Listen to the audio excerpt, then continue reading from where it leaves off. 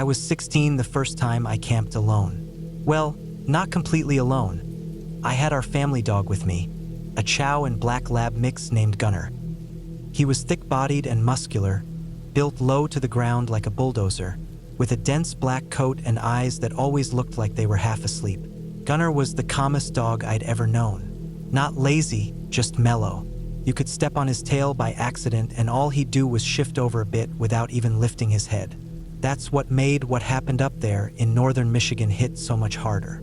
My family had this patch of land near the edge of the Huron-Manistee National Forest. It was pretty remote, a couple miles from the nearest dirt road, mostly hardwoods with some pines and open pockets of ferns. We'd owned it for years but didn't build on it. It was more of a place we'd hunt during deer season or camp once or twice a year. That summer, I asked if I could go up there alone for a couple nights. Just me and Gunner. I guess I was trying to prove something, probably to myself more than anyone else. I got dropped off on a Thursday afternoon with my backpack, a small cooler, some gear, and a canvas tent that I'd set up a few times in the backyard before.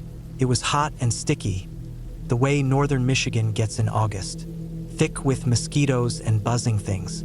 I found a nice clearing a little downhill from where the old deer blind was, just out of view of the overgrown two-track that led in from the south. I pitched the tent there, close to a big maple that gave some shade but not enough to block the little bit of breeze that occasionally pushed through. That first day was uneventful. I gathered some wood, got a fire going with dry pine bark, made a small dinner, some hot dogs and beans. Gunner just lay in the dirt beside me, watching the woods like he always did, never tense, just alert in his own passive way. That night, I crawled into the tent with him at my feet and fell asleep easily, listening to the insects and frogs outside. The second day started just as calm. I did some hiking around the property, marked a few trees with tape, tried to find the stream I remembered crossing when I was younger but didn't locate it. I didn't go far. I didn't want to get turned around, and I didn't have GPS, just a compass and map that were more for show than function at that point in my life. Still, I felt good. I was enjoying the solitude. Gunner stayed close but never acted nervous or concerned, just his usual mellow self. That night, I made a small fire again, boiled some water for instant noodles, shared a little with Gunner, and watched the sun drop low through the trees. By the time it got dark, I was tired from walking and decided to turn in early. I zipped the tent up tight, checked that my flashlight and knife were within reach, and fell asleep almost instantly. I don't know what time it was when I woke up. It was still dark, but not that deep, dead dark of 3 or 4 a.m. I think it was earlier than that, maybe just past midnight. What woke me wasn't a sound, but a presence. Gunner was no longer stretched out at my feet. He was standing in the middle of the tent, hunched slightly, muscles stiff. His ears were perked, hackles fully raised, and he was making this low, deep growl. Not loud, not even the kind you'd hear unless you were already awake, but you could feel it in the floor of the tent. It vibrated faintly through the ground, like something heavy humming. I stayed still, blinked, trying to get my bearings, and realized my heart had already started beating faster before I was fully awake. Gunner was turning slowly, nose high, facing the tent wall, moving counterclockwise like he was tracking something circling us. His body was tense in a way I'd never seen from him, not once. I'd grown up with this dog. I knew him, and this wasn't how he reacted to a raccoon or some animal wandering by. He wasn't barking. He wasn't rushing forward. He was reading whatever it was, waiting, holding himself in that terrifying readiness. Then I heard it too, crunching, slow, deliberate footsteps just outside the nylon wall. The dry leaves and twigs snapping under weight, not scattered like an animal scurrying, but paced. One step, pause, another, then the breathing, not loud panting but controlled, just audible enough. A thick kind of exhale through nostrils, not like a deer, not like a bear huff either, something else. It moved around the tent, just as Gunner was tracking it. I reached for the flashlight, slowly, barely breathing. My fingers brushed it, knocked it over, and it rolled down next to my sleeping bag. I froze. The footsteps stopped outside. Gunner was now facing the front flap, his body low, mouth slightly open, lips drawn back enough to show his teeth. That sound kept coming out of him. Less a growl now and more like a building vibration, the way engines hum just before kicking in. The air inside the tent was tense enough to make me nauseous. I couldn't tell how long it went on. I didn't look at my watch. I was focused only on the sounds outside, on Gunner's movement. At one point, I thought I saw a shadow pass against the tent wall, but I couldn't be sure. The steps didn't circle again. They had stopped in front, and they stayed there. Whatever it was just standing there, breathing, waiting. My mind ran through possibilities. Deer? No, Gunner never reacted like that to deer. A black bear? Maybe, but the pattern was off. Felt aware, calculated. Minutes passed. Gunner didn't move from the flap. I stayed frozen, gripping the flashlight in one hand now, but I didn't turn it on. At some point, slowly, so gradually I didn't notice until it was happening, Gunner began to ease down into a sitting position, never turning his head, just lowering his body. His ears were still perked, eyes fixed, but his growl faded. His breathing slowed, still focused, still alert, but no longer on edge the way he had been. I followed his lead and didn't move. We sat like that, staring at the flap, for what felt like hours. The footsteps never returned. The breathing stopped. Whatever had been out there either left quietly or had simply stood still long enough for Gunner to eventually feel it wasn't an immediate threat anymore. But even then, he never laid down. He didn't relax the way he normally would. He just sat beside me, facing the front of the tent, muscles tight under his coat. The sky lightened in small stages. Birds started chirping somewhere far off, and the chill in the air deepened, the way it always does before dawn. I didn't fall back asleep. Neither did Gunner. By the time the sun came through the trees, burning off the fog and making the tent glow with that pale morning light, I was already packing up. I moved fast, unzipped the flap and scanned the clearing. Nothing looked out of place, but I didn't bother cooking or breaking down the fire ring. I threw everything into my pack, rolled the tent without folding it, and clipped it to the bottom of the frame. Gunner stayed close, watching the tree line like he expected something to come out at any second. He didn't wander or sniff or even stop to pee. He just stayed glued to me. The trail back out wasn't long, maybe a mile and a half to where the dirt road met the paved one where my ride would be later that day. I didn't wait. I walked the full distance to the county road and stood there for over an hour until I flagged down a guy driving a pickup hauling logs. He let me use his phone and I called my folks to come get me. I didn't talk much on the ride home, and I didn't mention what happened until a while later. When I did, I left out the part about how scared I'd been, how helpless I felt in that tent. Because the truth was, it wasn't just that something had walked around my tent in the dark. It was that Gunner, the most chilled-out dog I'd ever known, had turned into a statue of raw tension that told me everything I needed to know. A few days later, I did go back with my dad, 2 of his friends, and a couple shotguns between us. We looked for tracks, found some impressions in the pine needles and leaf litter that might have been from boots, not paws. The stride was wide. The shape was off. Not definite, not proof, but enough for my dad to frown a lot and say we'd probably not use that site again for solo camping. I've camped many times since, but never alone again, and never without something more substantial than a flashlight at arm's reach. The woods can be peaceful, quiet, even healing, but they can also be indifferent, and sometimes, just sometimes, they're not as empty as they seem. And Gunner, he lived a good long while after that, but he never went back into that part of the woods again. And I never asked him to. I had been planning the trip for a couple of months, looking forward to a few days of quiet up north. It was the first time in a while I had a stretch of free time with no responsibilities hanging over my head. No school, no work, no obligations. Just time to myself, which I badly needed. The land belonged to my uncle, a plot of thick forest up in northern Maine. He hadn't done anything with it, really. It was just wild, a patch of woods that backed up against a few thousand more acres of state forest, the kind of place that felt like it went on forever. I liked that feeling, being small, being alone. The drive out took most of a day, winding through long stretches of 2-lane roads. the occasional gas station or small-town diner breaking up the monotony. My car was packed with everything I needed: tent, sleeping bag, cooler full of food, a camp stove, the works. I'd done enough of these trips to know what to bring, and I liked the rhythm of it. I liked putting everything in its right place. There was a kind of peace in the setup. I got there late in the afternoon. The trail that led onto the property was nothing more than a pair of tire tracks in the dirt, and it looked like no one had been down them in months. I parked where the trees started to close in and hiked in the rest of the way with my pack, maybe half a mile.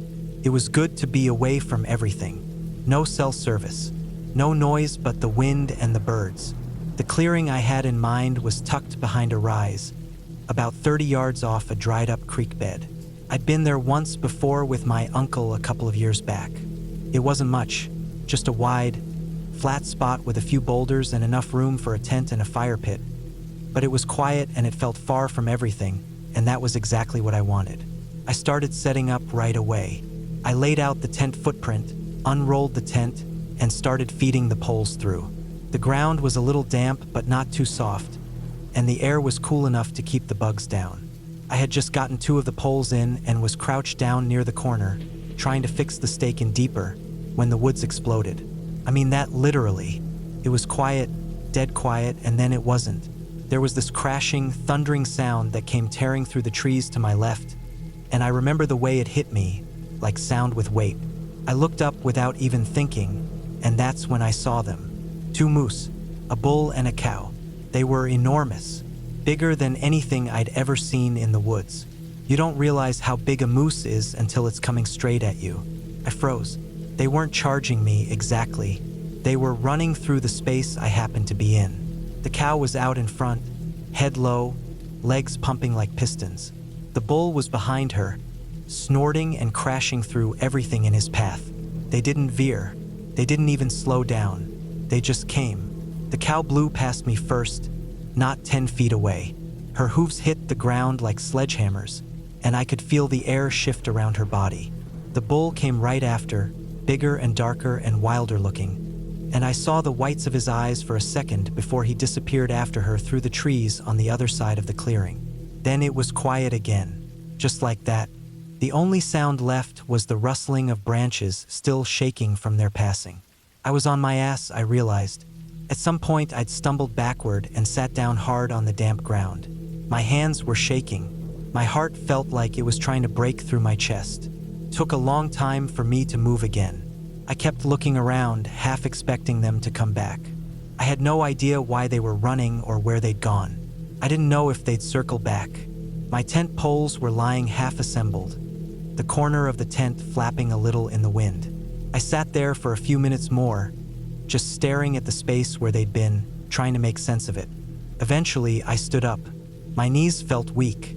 I brushed off the dirt and pine needles stuck to my pants, picked up the corner stake, and kept going like nothing had happened.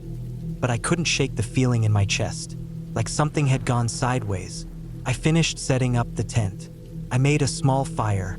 I sat by it and heated up a can of chili, but I wasn't hungry. I kept replaying the scene in my head. The weight of them, the power, the way the cow had looked right past me like I wasn't even there. That night, I didn't sleep much. Every time I started to doze, some little noise in the woods jerked me awake. A twig snap, a distant rustle. Every sound felt bigger, louder, closer. I kept imagining the bull coming back, stomping through the tent like it wasn't even there. I kept thinking about how easily they could have killed me without meaning to. I stayed zipped up in the tent with my knife next to me and the fire down to embers outside. I didn't sleep more than a few minutes at a time. The next day, I tried to shake it off. I made coffee, stretched, took a walk around the area, tried to enjoy the morning. But I couldn't relax. I kept scanning the trees. Every movement set me on edge. Squirrels darting, birds flying overhead. I wasn't calm anymore. I wasn't even pretending to be. I packed up camp early that afternoon. I told myself it was because I wanted to check out a different spot down near the lake. But the truth is, I didn't want to stay there another night. I didn't want to be in that same clearing, where the ground still held the smashed-down prints of 2 massive animals that had come out of nowhere. It wasn't just fear, though it was partly that. It was the knowledge that out here, I wasn't in control of anything. I was in their world, and they didn't care if I was there or not. I hiked back to the car, loaded up my gear, and drove toward town. I spent that night in a cheap motel off the highway, the kind with humming vending machines and yellow hallway lights. It felt like a different world entirely. The bed was stiff and smelled like bleach, but I slept better there than I had in weeks. Looking back, there's nothing mysterious about what happened. It was just nature doing what it does. Maybe the bull was chasing the cow. Maybe they got spooked by something deeper in the woods. I'll never know. But that's the thing about being out there. Really out there, you're not the biggest thing walking around. You're just part of the food chain, part of the scenery. Sometimes you're in the way. Since then, I've gone camping plenty of times. I've been back in the woods, solo, in all kinds of places. But I never forgot that day. I never forgot the sound of those moose or the way the ground shook. I never forgot how fast everything could change. And every time I step into a new clearing now, every time I start setting up camp, I look around a little longer. I listen a little closer. I keep one eye on the tree line, because I know how fast something can come crashing through without warning and remind you that you don't belong there the way they do. It was late August when I took the trip. I remember because the nights were just starting to hint at the coming change of season, but the days still clung to that thick summer heat. I'd been meaning to get out into the woods alone for a while. Life had been chewing away at me in little bites. Nothing dramatic, just that steady where that builds up when every day feels like a copy of the last. So I packed my gear, left a note with a friend about where I'd be, and drove out to a state forest I'd visited a few times before. Not a park with paved campsites and neighbors 20 feet away. This was deep enough that I had to park my truck on a logging road and hike in a couple miles to a spot I'd scouted years back. The place wasn't anything special to most people. A clearing about the size of a small backyard, surrounded on 3 sides by thick pines and on the 4th by a little stream. The water came down from higher up the ridge and ran cold even in summer. I could fill a bottle straight from it, let it sit for a few minutes to settle, and drink it without worrying too much. The ground was mostly level and soft with pine needles. A couple good trees were spaced perfectly to string up a tarp or a bear bag. It was quiet and I never saw anyone else out there. That first day was simple. I hiked in with my pack, found everything the way I remembered it, and got to work. I always try to do things the right way when I'm alone. Set up camp first, get water, gather wood, eat before dark. I didn't bother with a fire that first night. It was too hot, and I didn't want to smell like smoke when I lay down. Instead, I cooked on my little canister stove and let the light fade while I sat against a tree, listening to the stream and letting the stress drain out of me. By the time it was fully dark, the heat hadn't let up much. I had my small 2-person tent set up near the edge of the clearing. It's one of those ultralight backpacking tents. Just enough room for me and my gear with a low profile. It has a rainfly, but I decided not to use it that night. The sky was clear, and without the fly, I could get a bit of airflow through the mesh sides. That made a huge difference in the heat. Took a while to fall asleep. I lay on top of my sleeping bag in just my shorts and a t-shirt, sweating and listening to the woods. A few owls called, and something small moved through the underbrush nearby, probably a raccoon or a possum. I wasn't nervous. I'd done this enough times to know the difference between normal forest sounds and things worth worrying about. Eventually, I dozed off.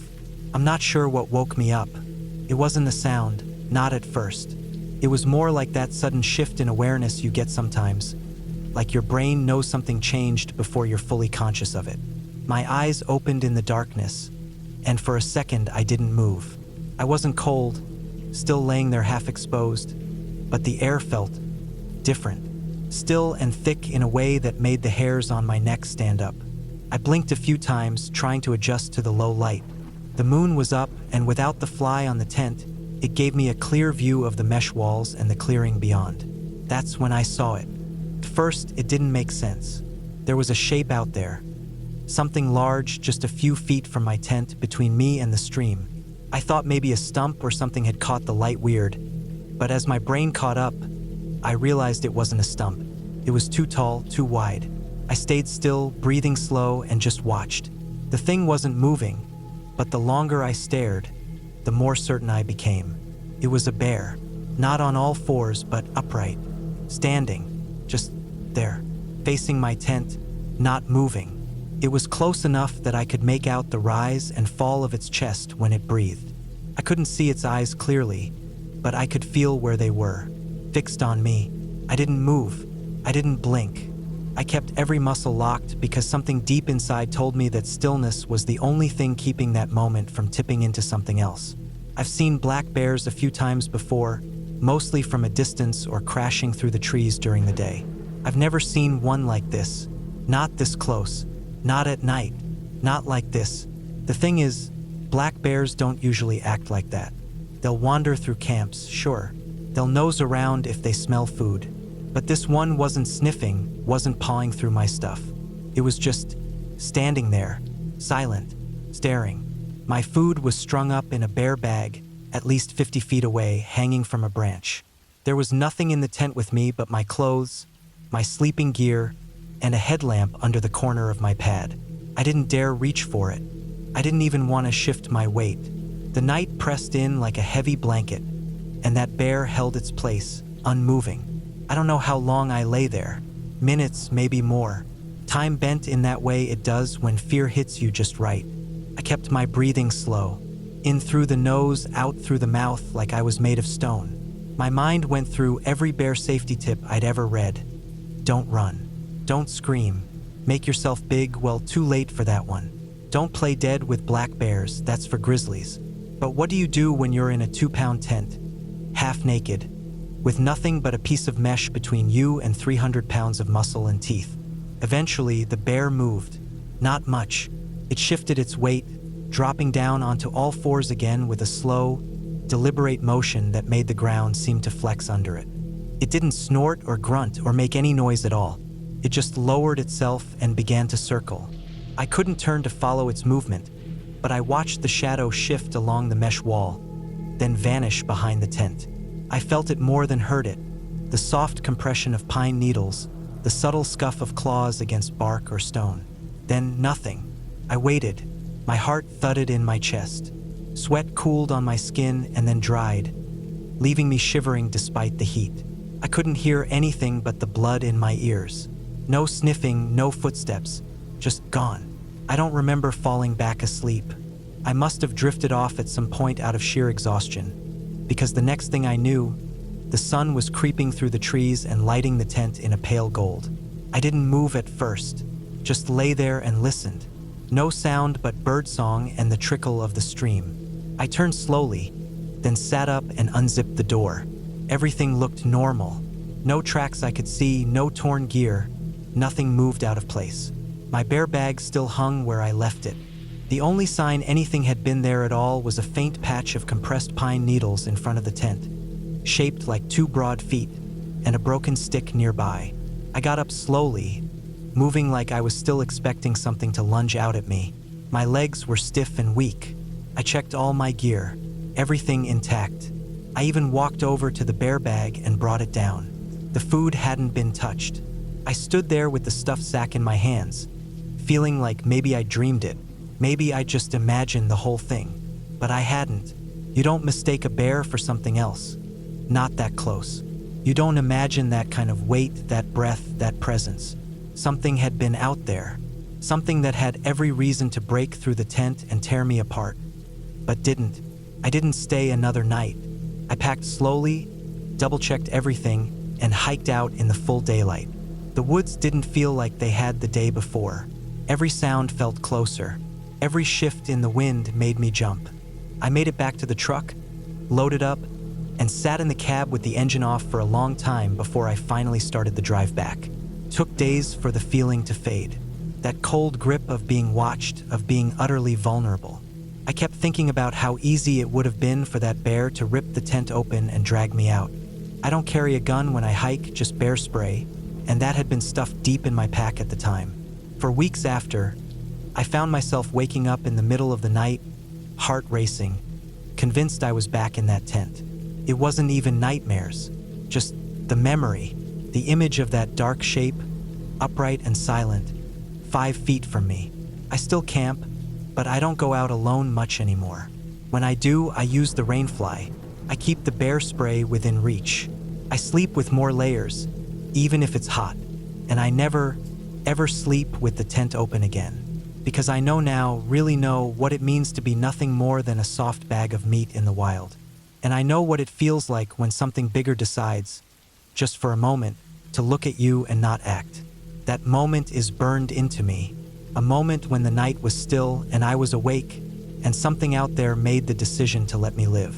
I don't think I'll ever fully understand why, but I'm grateful, and I don't forget. I was 2 days into a 4-day solo camping trip deep in the Sawtooth Mountains. I planned it for months. I wanted real isolation, not just a walk-in campground where you could still hear people farting in their tents 3 sites down. I was looking for silence, maybe even discomfort. Just a few days where I didn't have to think about anything other than staying warm, eating, and not falling off a cliff. The trailhead was 3 hours from the nearest town, and from there I'd hiked 8 miles in. I crossed 2 ridgelines and dropped into a narrow valley where I found a small meadow near a stream.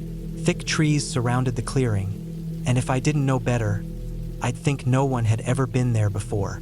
I'd brought everything I needed: tent, food, gear, satellite beacon in case things went south.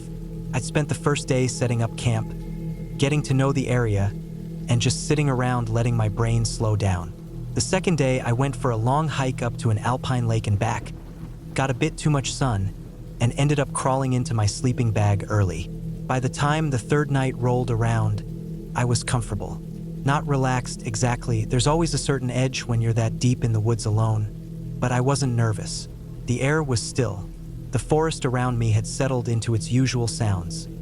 Distant creaks from trees, rustling leaves, the occasional snap of a twig from something small passing by. Chipmunks or raccoons, probably. I'd stashed my food properly, bagged, sealed, and hung up high from a tree about 40 yards from the tent. I'd even double-checked it before getting into bed, just to be sure. I'd eaten some dehydrated beef stroganoff, washed it down with a bottle of water, and pissed in the bushes before crawling into my tent. The temperature had dropped fast after sunset, probably mid-30s by the time I zipped myself into the bag. I was wearing long johns and a thermal shirt, with a beanie pulled over my ears. My breath fogged inside the tent for the first few minutes. I don't know what time it was when I woke up. Must have been after midnight. First, I thought I just rolled over wrong, but something felt wrong.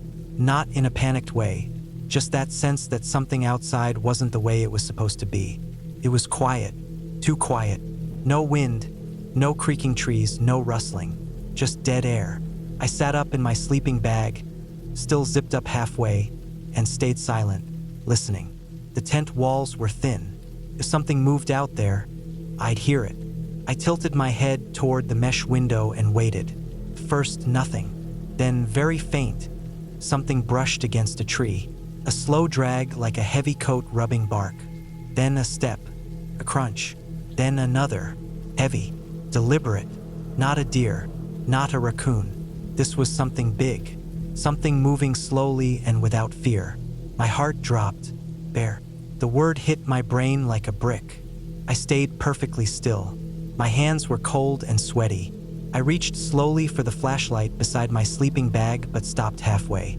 Any sudden movement, any noise, it felt like too much of a risk. The steps got closer. I held my breath. Another crunch. Then sniffing. Wet, deep sniffs. The kind of sniffing you feel more than hear, like something dragging air in through a wide, wet tunnel. It moved to the side of the tent. I heard its breathing, close now, maybe just a couple feet away. I could make out its shadow against the tent wall. It was huge. I don't know if it was a black bear or a grizzly, but I didn't care. All I could think was how thin the tent fabric was, how fast it could tear through it if it decided to.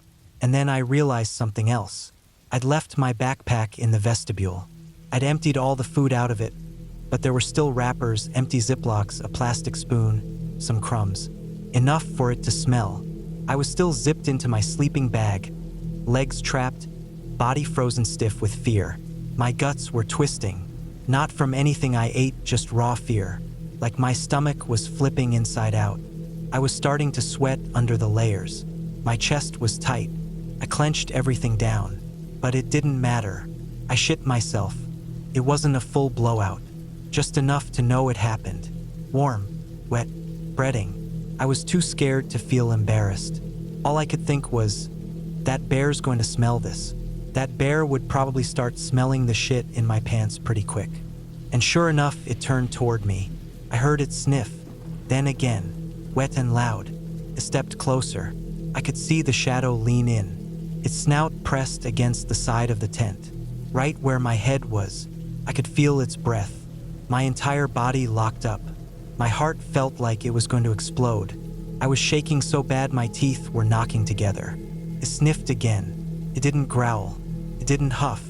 It just stood there, breathing on me, like it was trying to decide if I was worth the trouble. I could hear the tent wall crinkle where its nose pressed against it. Its body shifted slightly, brushing against the tent pole. It felt like a bus had parked outside. I thought about grabbing the flashlight again, maybe yelling, maybe doing something, anything, but I knew better. I didn't know if it was food-motivated or curious or territorial. All I knew was that if I startled it, it might tear into the tent out of pure instinct. So I stayed still, not blinking, barely breathing. Minutes passed. I don't know how many. Time kind of stopped existing. All I felt was the wet mess in my pants, the sharp, cold air on my face, and the weight of its presence inches away. Then, just as slow as it came, it turned.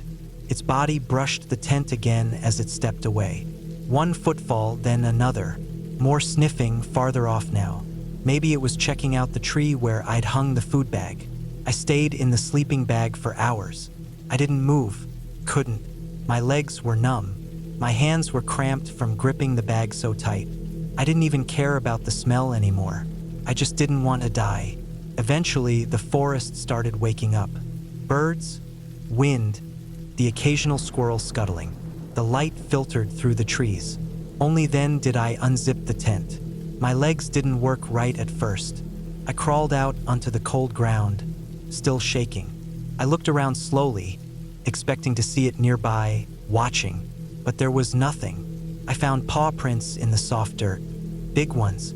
They circled the tent, stopped near the entrance, then led off toward the food tree.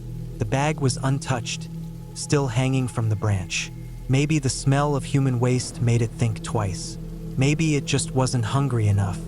I cleaned up best I could, stripped off the soiled layers, buried them in a shallow hole, and scrubbed my skin raw in the cold stream nearby.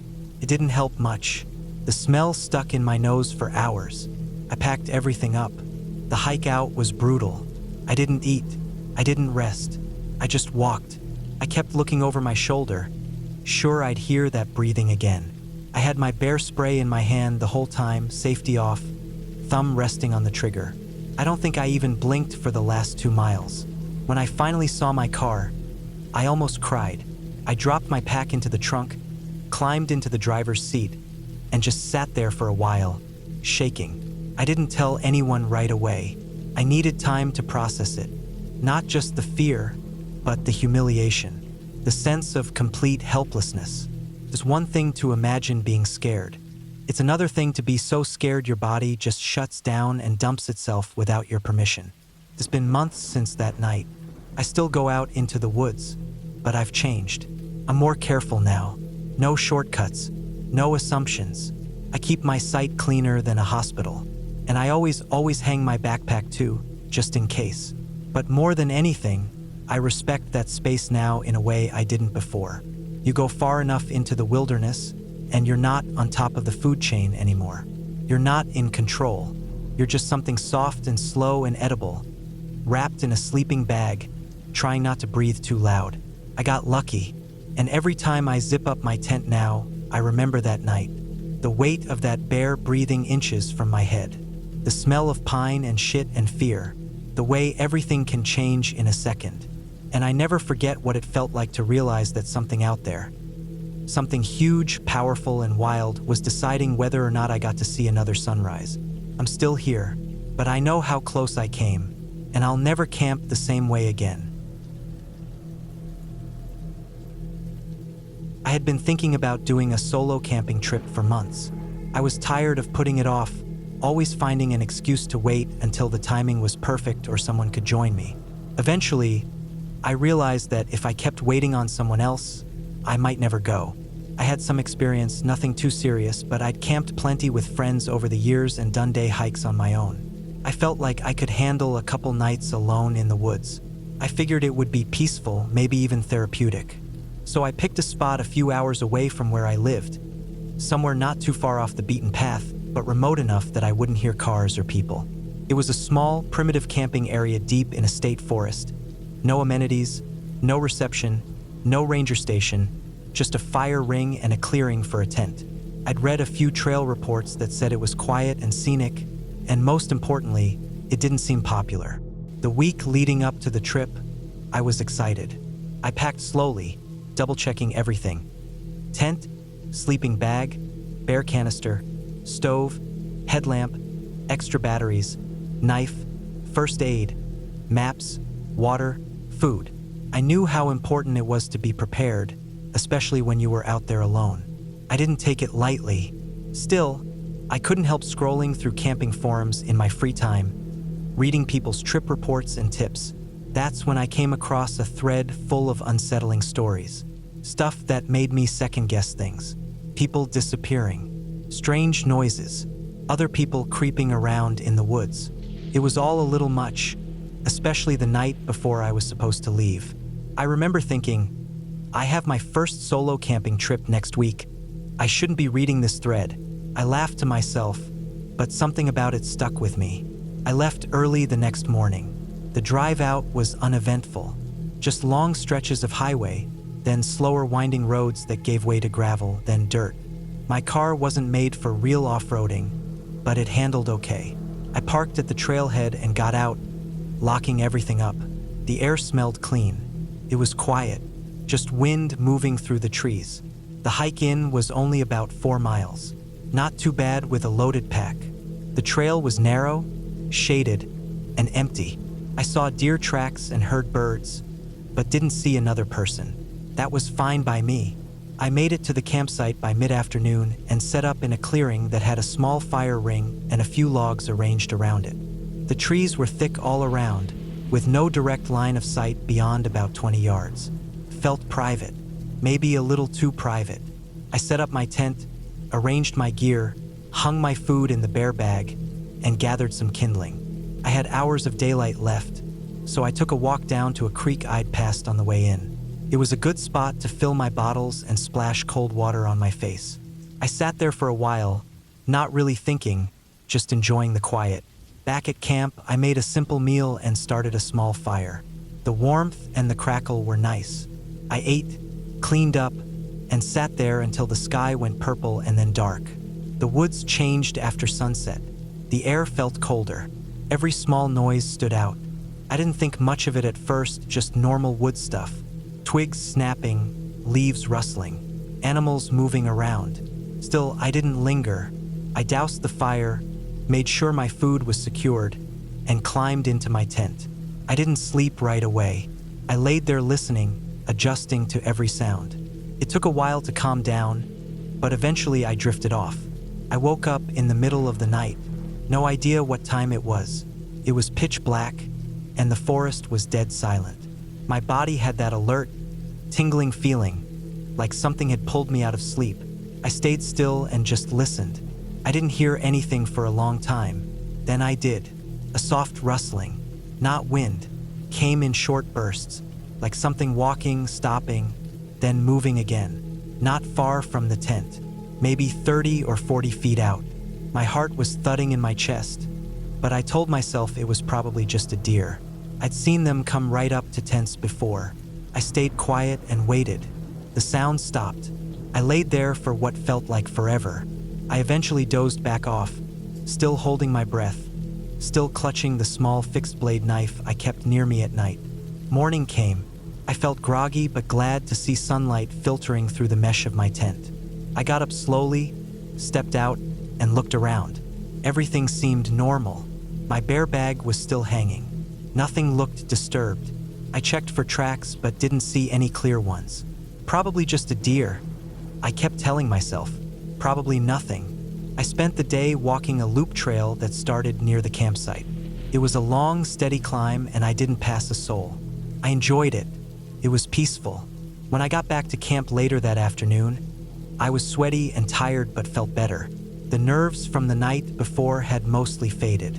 As the sun went down, I made another fire. I kept it small and watched the light flicker against the trees. It felt better being awake and alert in the dark. Still, I couldn't shake the feeling that something was off. I kept glancing toward the trees, not because I heard anything, but because I was waiting to. That feeling never left. That night, I tried to stay up later, hoping to fall into a deeper sleep. When I finally went into the tent, I zipped everything tight and laid still, waiting for sleep to come. Didn't. It was quiet for a long time. I might have slept a little, but I was jolted awake again. Not by sound this time, by instinct, that gut feeling that something was wrong. Then I heard it again. Not rustling, footsteps, real deliberate steps, not close, not circling, just standing. I could hear weight shifting. A branch creaked. I froze. It didn't move. I didn't move. Then it walked again. Just a few steps. Then silence. I stayed frozen, barely breathing. It sounded heavier than a deer. Slower. Not like a bear either. I knew that sound. I'd heard bears. This didn't sound like an animal crashing around or sniffing for food. This was slower. Cautious. Too cautious. The steps didn't come any closer. But they didn't go away either. Eventually, they stopped again. And I waited. After what felt like hours, the woods went quiet again. I didn't sleep the rest of the night. When the sun came up, I climbed out of the tent immediately. I walked a full circle around the clearing. I saw something that made my stomach drop. A footprint. Not a boot print. A bare foot. Wide, dirty, human. It was maybe 20 feet from my tent. I stared at it for a long time, trying to convince myself it wasn't real, that maybe it was something else. But it wasn't. It was a footprint. Someone had been barefoot, out here, near my tent, in the middle of the night. I packed up as fast as I could. My hands were shaking. I didn't even eat. I didn't even think. I just wanted to be gone. The hike back felt longer. I kept looking behind me, listening for anything. I never saw anyone. I never heard anything unusual, but I couldn't shake the feeling that I wasn't alone. When I got back to my car, I didn't stop moving. I drove all the way home without turning off the engine. I didn't eat until I got back to my apartment. That was a few months ago. I haven't gone camping since. I still think about it sometimes, about the fact that some barefoot person was out in the woods near me in the middle of the night, not making themselves known, not asking for help, just standing there. I don't know what they wanted. I don't know if they were watching me the first night. I don't know if they followed me in or if they were already out there. But I do know one thing. I was completely alone, and someone else was too. That fact haunts me more than anything, because whatever they were doing out there in the dark, barefoot and silent, they chose not to make a sound. They chose not to come any closer, but they could have. They were close enough. I was vulnerable, asleep, isolated, and someone was watching. I thought it would be a good idea to disconnect for a few days. That was the plan. Just me, my gear, and the woods. No texts, no emails, no noise. I needed it. Life had been loud and crowded, and I wanted the opposite. So I picked a long trail system a few hours away from home, one I'd never tried before. It was part of a national forest that stretched for miles in every direction. Not a soul around unless you brought one with you. Just the kind of trip I wanted. I parked at the ranger-designated lot and hiked in on a weekday morning. Weather was good, sunny, low wind, not too hot. I figured I'd go in around 10 miles before setting up camp. The hike in was beautiful. Dense trees, chirping birds, the occasional squirrel scurrying off the trail. The farther I went, the more I started to relax. Nothing around but dirt, trees, and sky. I didn't see another person the whole day. Around mid-afternoon, I found a good clearing off a small game trail. It was tucked between a few large boulders, giving some natural protection from wind, and it had a flat spot for my tent.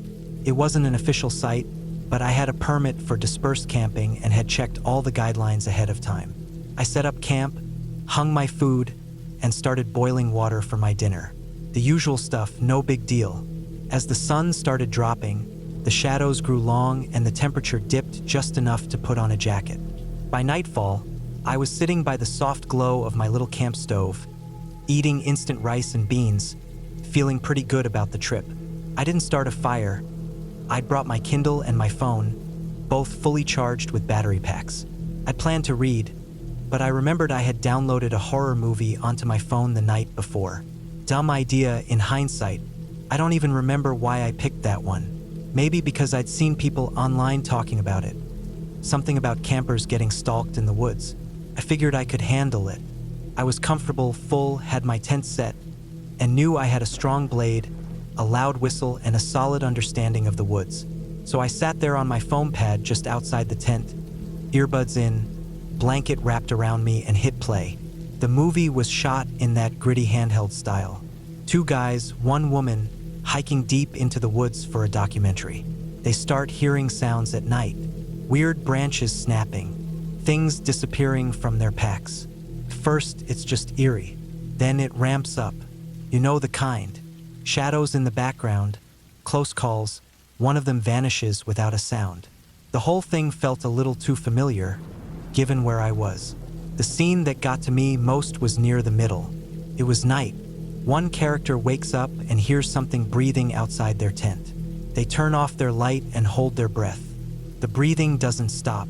Then something presses against the tent wall, just hard enough to bulge the fabric inward. At that point, I actually paused the movie, not because I was scared exactly, but because I realized I hadn't heard anything in a while. I pulled out my earbuds and just listened. Silence. I checked my watch. It was just past 11 p.m. The forest was dead still. No wind, no owls, not even bugs. It was strange. Normally, there's always some kind of background hum in the woods. A tree creaking, something moving through the brush. But now, nothing. I stood up and scanned the woods with my headlamp. Just trees and rocks and shadows. I did a full 360 slowly, holding the beam steady. No movement. No eyes reflecting back. Nothing. Still, something felt off. I told myself it was just the movie messing with my head. That silence wasn't that weird. It happens sometimes. So I sat back down and finished the last 20 minutes of the film, though I didn't enjoy it anymore. I kept glancing over my shoulder. After it ended, I went through my routine. I brushed my teeth, made sure my bare hang was still secure in the tree, locked up my gear, and climbed into the tent. I had one of those one-person backpacking tents. Tight fit but warm. I zipped it closed, turned off my headlamp, and laid back. Sleep didn't come easy. The silence stayed. Not total silence, but close to it. That kind where every tiny noise stands out. A twig snapping in the distance made my eyes snap open. I tried to ignore it, telling myself it was just small animals or a tree branch falling. Normal forest stuff. But the sound wasn't far. Then it came again. Another crack. A little closer this time. Heavier. I laid there frozen, listening. Then nothing. A full minute passed. 2. Then I heard it again. This time it was footsteps. I know the sound of footsteps on dry leaves. This was deliberate. Slow. Heavy. Not a deer. Too slow to be a bear. Too light to be a moose. It was bipedal. I stayed still, trying to breathe as quietly as I could. The steps stopped, then started again, closer, then silence again. The tent walls moved slightly, not from touch, but from my own breath shaking. I was trying to figure out what to do. I didn't want to make a sound. I didn't want to shine my light. I didn't want to move at all. Every part of me was tensed. Then I heard it breathing, outside the tent. Deep, slow, real breathing. It was maybe a foot away from where my head was. No sound, just breath. I didn't move. I didn't blink. I just listened. Then it stopped. Footsteps again. Fainter now, moving away. It was 5 minutes before I even dared to move. I waited another hour in the darkness, body tight, mind racing. I kept the blade in my hand, clutching it so hard my fingers hurt. I waited until the first pale blue light crept into the sky before I sat up and slowly unzipped the tent. The clearing looked the same. My gear was untouched, bare bags still hanging. No trash, no signs of an animal rummaging. I scanned the ground and then I saw them. Footprints, human ones, boot tread, deep in the dirt, circling the tent, coming from the woods, looping around, then heading back into the trees. My blood ran cold. Someone had walked into my camp in the middle of the night. Not an animal, person, and they had stood close enough to breathe near the tent wall. There were no words, no reason. They didn't take anything. They didn't talk. They didn't leave a note. They just came in, watched, and left. I packed up in record time. I didn't eat. I didn't drink. I stuffed everything into my bag, tore down the tent, and threw it all together as fast as I could. The whole hike back, I felt like I was being watched. Every rustle in the trees made me turn. Every sound made my heart pound. I pushed hard, barely stopping, until I saw my car again. That little lot never looked so good. When I got home, I took 2 showers and slept with the lights on. I didn't tell anyone for a few days. It didn't feel real. Like if I didn't talk about it, it would go away. But it didn't.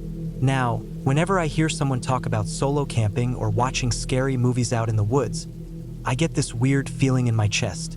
Not because of the movie itself, but because of what happened after. Because I learned something that night. When you're alone in the woods and you watch a horror movie about campers getting stalked in the dark, your mind is already primed to fear shadows and creaks. But if something real shows up, something without a face, without a voice, without a reason, no movie can prepare you for how helpless that feels.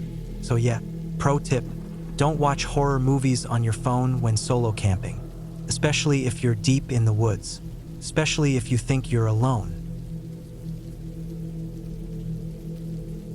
I've done a lot of camping over the years. Remote backcountry spots, isolated ridges, long Forest Service roads that twist up into forgotten valleys.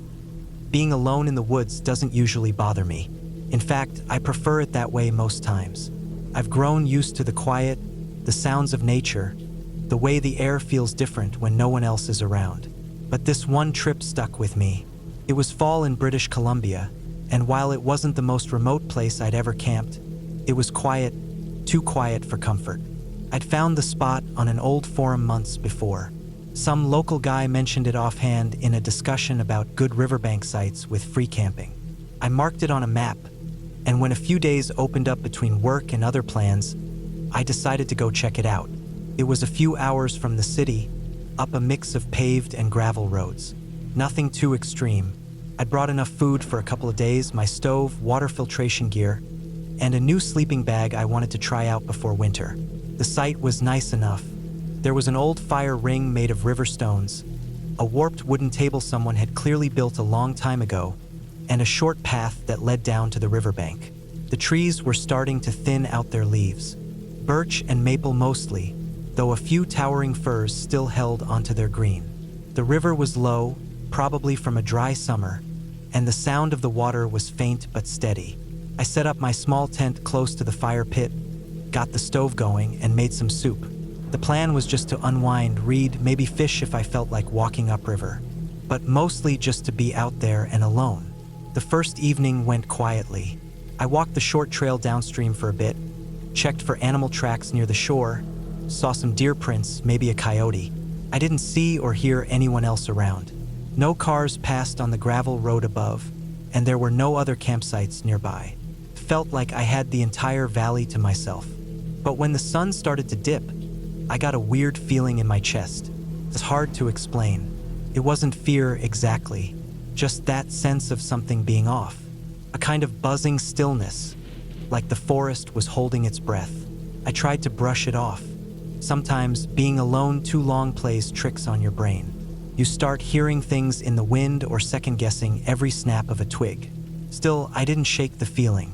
Even while cooking dinner, I kept glancing over my shoulder or checking the tree line without meaning to. By the time darkness settled in, I was more uneasy than I'd been on any solo trip before. I didn't build a fire, didn't want to draw attention, I guess. but I sat near the tent under my headlamp for a while. Eventually, I crawled in, zipped up the door, and turned on a podcast to play through my small speaker. Something easy to follow, some science show with a calm voice. I left it going while I tried to sleep, just so there would be some noise besides the river and the wind. I must have dozed off around 10. I woke up once, maybe around 1 in the morning, needing to piss. I remember unzipping the door quietly, stepping out in my socks. The ground was cold. The moon was out, filtering through the trees and casting everything in a pale light. I looked around but didn't see anything. No movement, no sign of animals.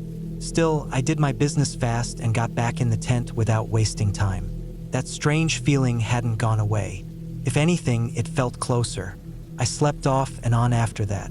A few strange dreams, nothing I can clearly remember now, but ones that left me tense when I stirred. I remember one dream where I was back home, but something was watching me from the backyard. In another, I was back at the river, but the current was moving backward, pulling trees and rocks upstream. Weird stuff. My brain clearly wasn't at ease. Morning came gray and quiet. No rain, but the sky was low with clouds and the light felt slow to arrive. I got up, stretched, and started boiling water for coffee. That's when I noticed the hat.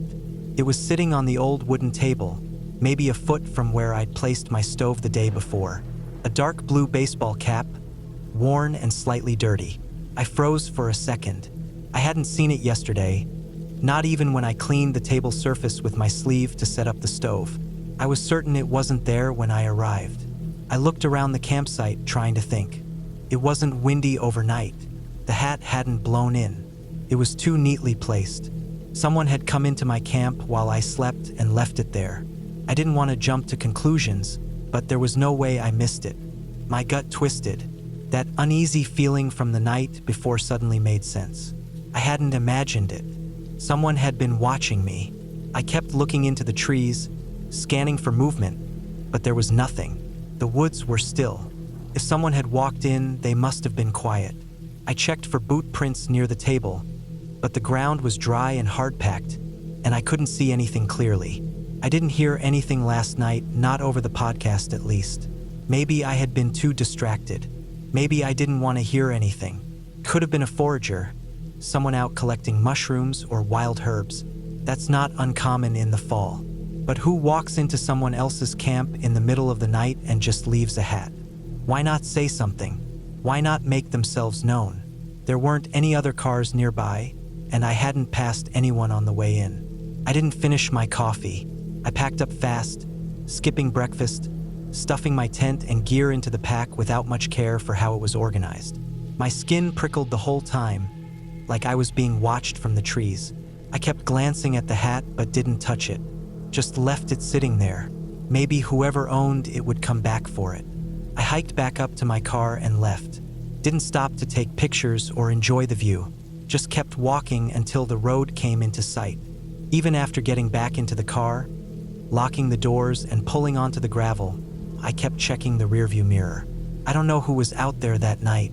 I don't know what they wanted or why they didn't say anything. Maybe they were harmless. Maybe it really was a forager passing through who left the hat by accident. But something about it didn't sit right. That trip changed how I approach solo camping. I still go out alone, still enjoy the silence and the distance from everything. But I trust my gut more now. When something feels wrong, it usually is. I bring a headlamp with better reach. I keep a bear spray can within arm's reach, even inside the tent. I don't always play podcasts anymore either. I'd rather hear if someone is walking nearby. The woods can be beautiful, peaceful, even healing, but they're not empty. And sometimes when you're sure you're alone, you're not.